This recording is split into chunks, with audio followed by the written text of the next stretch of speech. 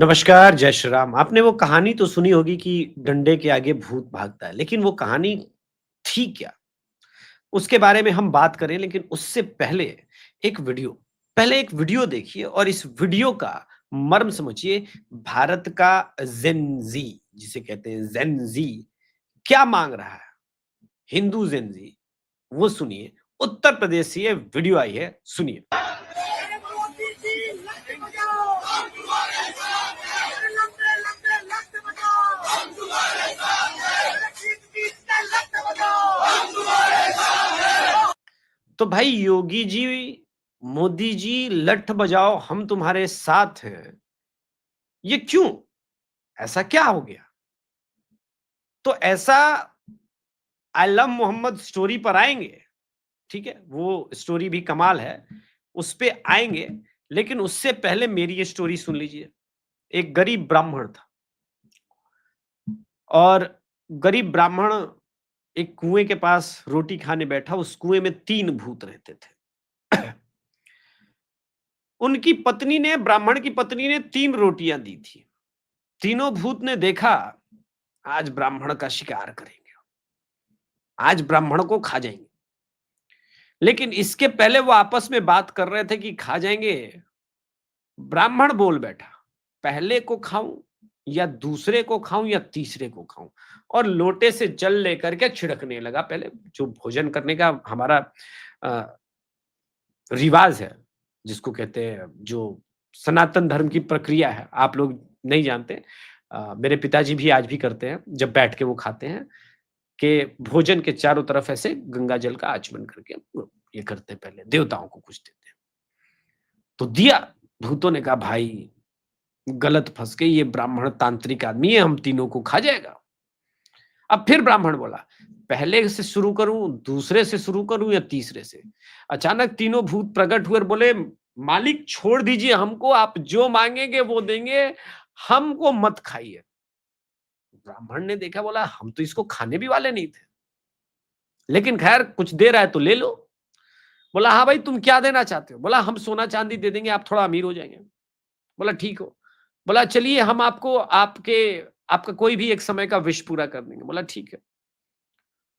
तीसरा भूत थोड़ा चंचल था, मना बोला ये डंडा रखिए आप। बोला इसका क्या उपयोग है? तो भूत ने कहा बस आप नाम लीजिए और ये डंडा सामने वाले को इतना पीटता है ना कि अब भूत भगा देता है। अब पंडित की हालत तो खराब थी तीनों भूतों को देख के कि कहीं ये लोग गर्दन ममोड़ ना दे पीछे से। जैसे ही डंडा हाथ में आया, पंडित जी ने बोला भाई डंडा शुरू हो जाओ, तीनों भूतों को जबरदस्त कूटो। तीनों भूत कहने लगे भाई छोड़ दीजिए, हमसे अपराध हो गया। अब योगी जी ने वही किया।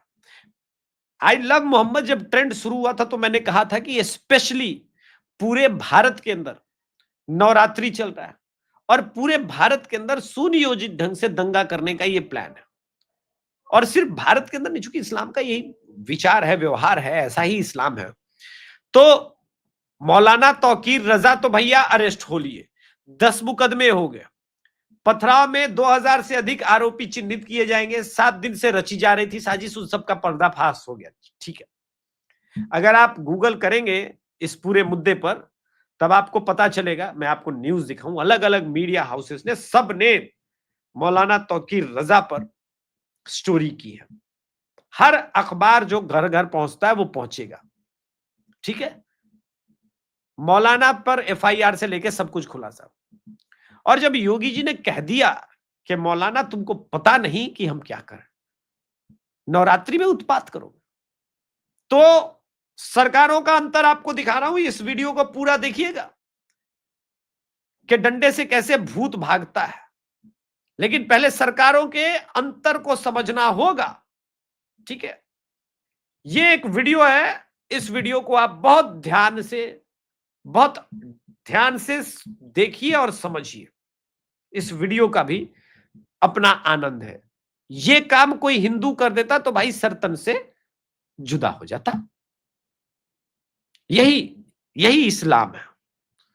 ये लोग आई लव मोहम्मद का पोस्टर लगा रहे थे, ठीक है, और योगी जी का डंडा उधर से आ रहा है। ये सारे पोस्टर फाड़ रहे हैं आप। लगा रहे थे और पुलिस को देखते ही मकान में लगा कि वो लगाया नहीं होगा। देख रहे हैं, खुद से उतार रहे हैं।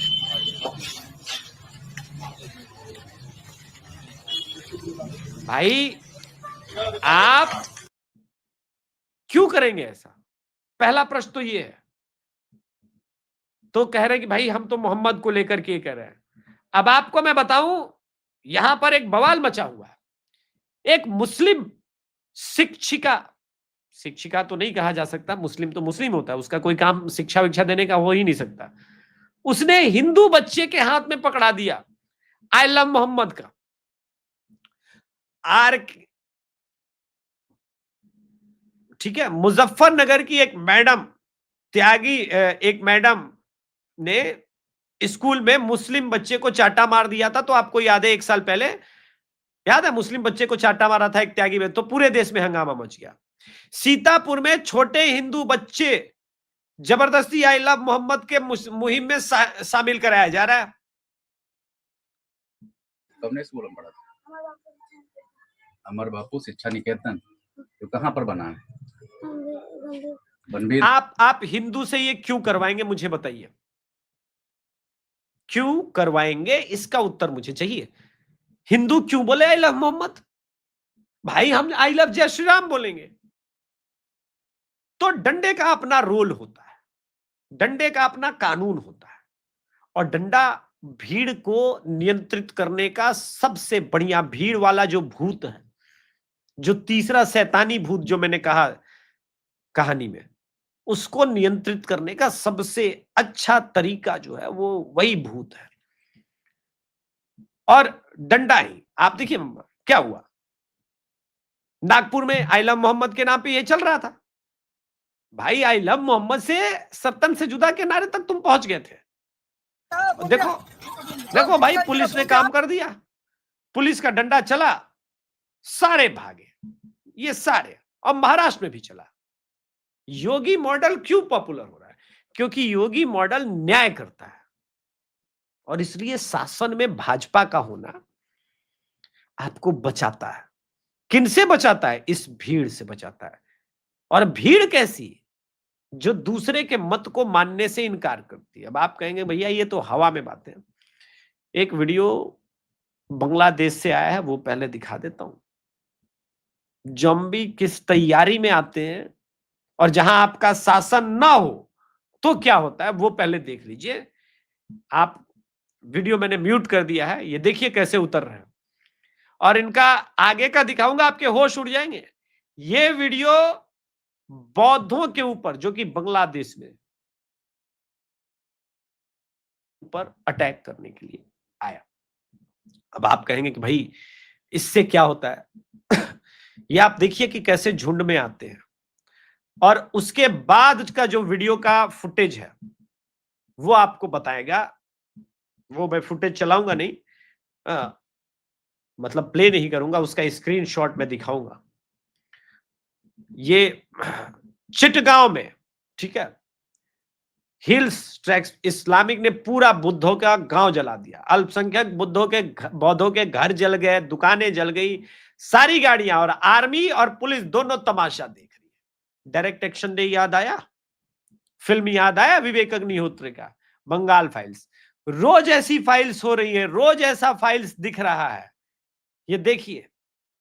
और कोई मदद करने को तैयार नहीं, और भीड़ वही देख रहे हैं ना, हाथ में डंडा और ये सारा चीज। ज़ॉम्बीज देखिए, सब रो रहे हैं, सब ये कर रहे हैं, कोई नहीं रोकने वाला।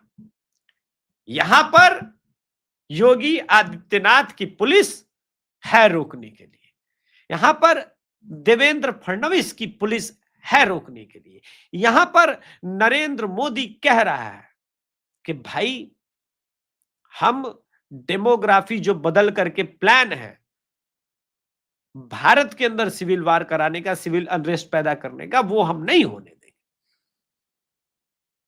तो डेमोग्राफी परिवर्तन के विरुद्ध फिर कौन खड़े हैं? कांग्रेस खड़ी है, राजद खड़ी है, समाजवादी पार्टी खड़ी है, टीएमसी खड़ी है।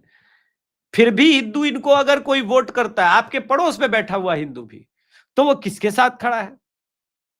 वो किसके साथ खड़ा है? सेकुलरिज्म के नाम पर। दरअसल सेकुलरिज्म क्या है? ये सिकुलरिज्म है, एक वैक्सीन है, सॉरी एक वैक्सीन कह रहा हूं, एक वायरस है जिसका एंटीडोट योगी जी के पास है और किसी के पास नहीं। हेमंता के पास है, मोदी जी के पास है, अमित शाह जी के पास, मतलब भाजपा के पास है। प्रश्न वही घूम के आता है कि फिर भी आपका घनिष्ठ मित्र ही, और आप मित्रता में होने के बावजूद उनसे ये नहीं कह पाते कि भाई तुम हिंदू द्रोही, सनातन द्रोहियों को वोट करोगे मेरे मित्र होकर के? देश की एकता, अखंडता और कोई मायने नहीं रखता। एक्चुअली में कोई मायने नहीं रखता, क्योंकि मैंने बताया कि एक परम सेकुलर, जब डायरेक्ट एक्शन डे 1946 में भाषण दिया जा रहा था हिंदुओं के विरुद्ध और एक होकर के पूरा वो तैयारी की गई थी, वहां पर एक वामपंथी भी बैठा था जो बाद में विभाजित बंगाल का, पश्चिम बंगाल का मुख्यमंत्री बना, तो वो उनके साथ ही खड़ा था।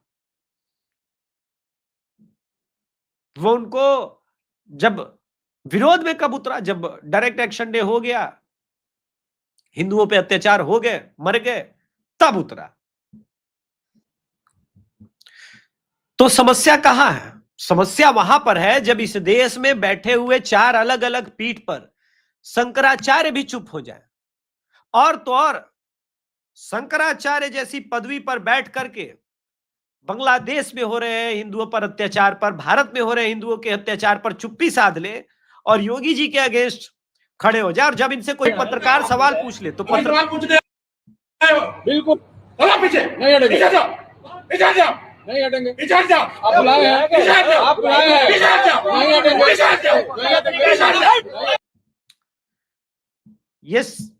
ये स्वयं को शंकराचार्य कहते हैं, स्वयं को ये शंकराचार्य कहते हैं। शंकराचार्य क्रोध, द्वेष, ईर्ष्या, इनसे तो परे होने चाहिए। संत को क्रोध कैसे आ गया?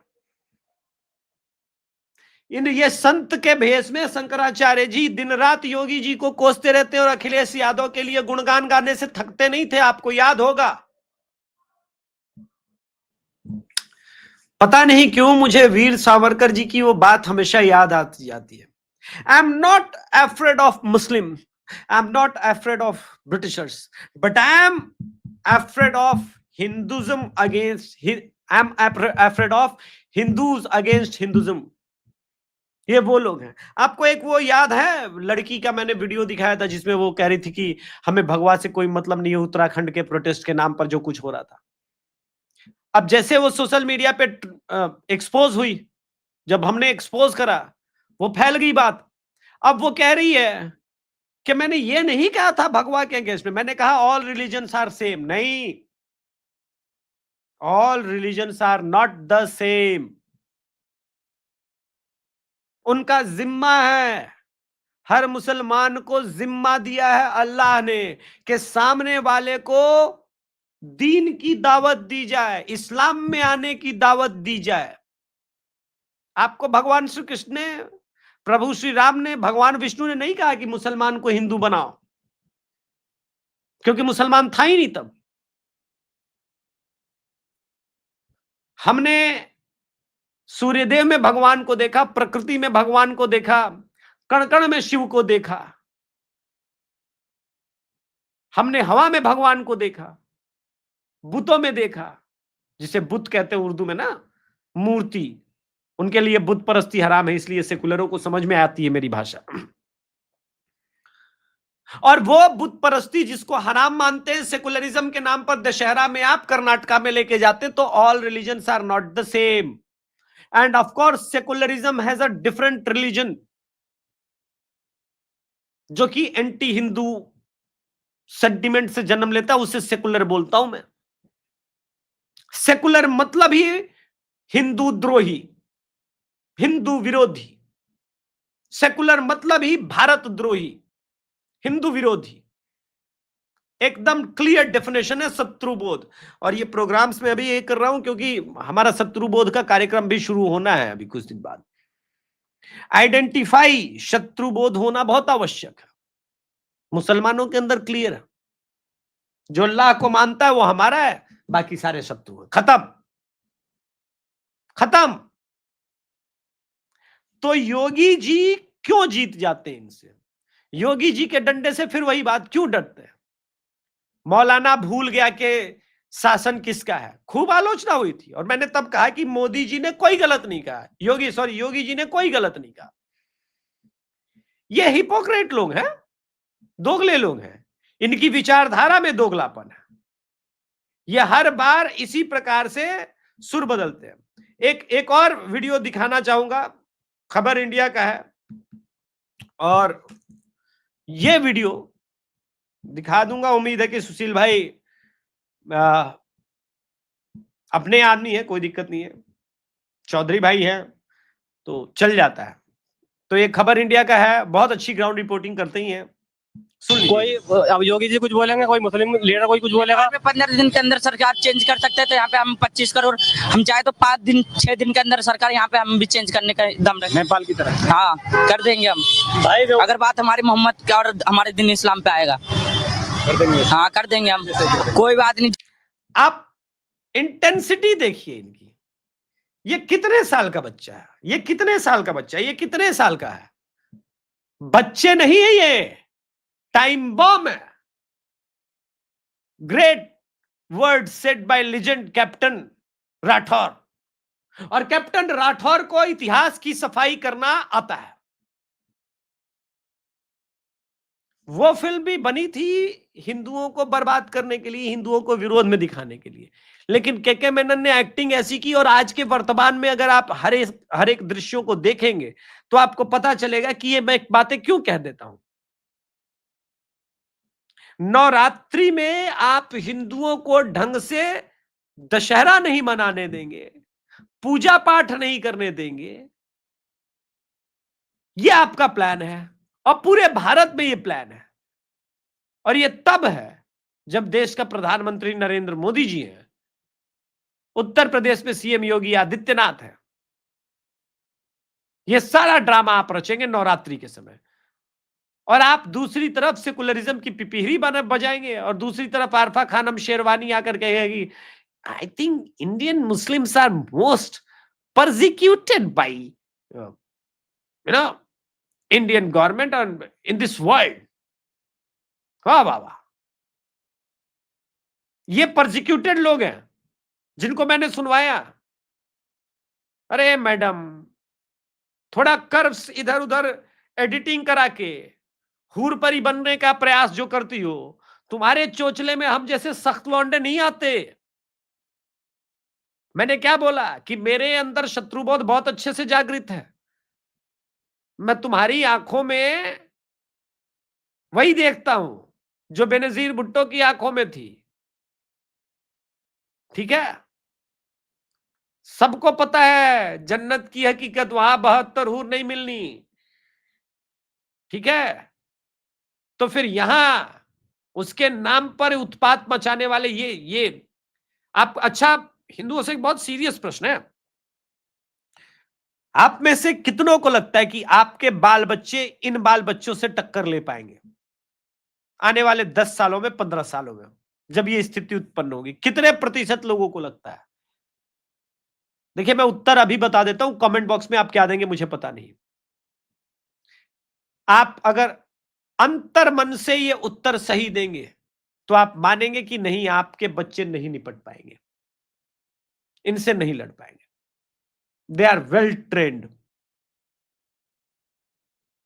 इसलिए मैं कहता हूं कि वो एक पॉलिटिकल आइडियोलॉजी है, कोई मत है इस्लाम, कोई रिलीजन नहीं है। रिलीजन, धर्म बहुत बड़ी चीज है। धर्म में मानवता का धर्म आता है, मानव धर्म आता है, जो एक मानव दूसरे मानव पर अत्याचार को मान ही नहीं सकता। इस्लाम में क्रूरता है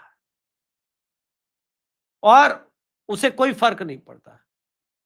जो प्रताड़ना उन्होंने संभाजी महाराज जी के साथ की, वो प्रताड़ना गुरु गोविंद सिंह जी के साहबजादों के साथ की, वो प्रताड़ना उन्होंने डायरेक्ट एक्शन डे में भी किया। वो प्रताड़ना, जो वीडियो का दूसरा हिस्सा मैंने अभी आज के वर्तमान